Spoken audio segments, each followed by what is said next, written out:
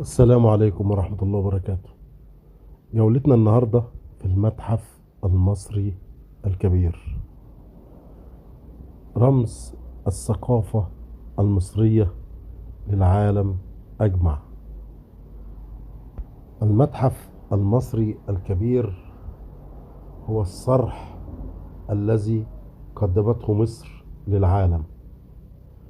بمجرد عبورك للبوابات ودخولك هذا الصرح الكبير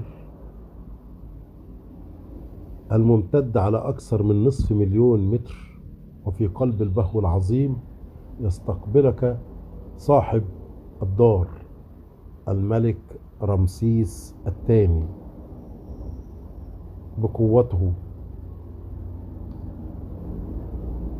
ليكون أول مستقبل لزوار هذا الصرح. وعندنا أيضا القاعة الكبرى، قاعة الملك الذهبي توت عنخ آمون. لأول مرة تخرج الكنوز 5000 قطعة كاملة من نور في مكان واحد، من أصغر الخواتم الذهبية وحتى العجلات الحربية والأسرة الجنائزية.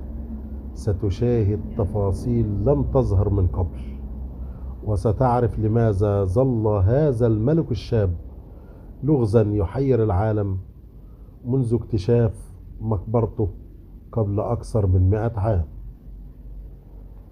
والمتحف المصري الكبير ليس مجرد جدران وأحجار، إنه رسالة حب من مصر إلى الإنسانية، رحلة تبدأ من الماضي.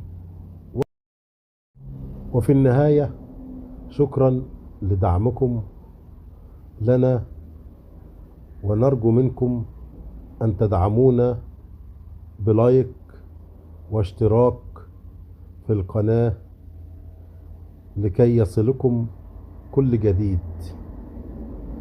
دعمكم لنا يساعدنا على الانتشار والمواصلة بإذن الله. وفي النهاية لا نرجو من الله عز وجل إلا كل سعادة وسرور لكل متابعينا على قناتنا الجميلة. والسلام عليكم ورحمة الله وبركاته. استمتعوا بمشاهدة الآثار الرائعة في المتحف المصري الكبير.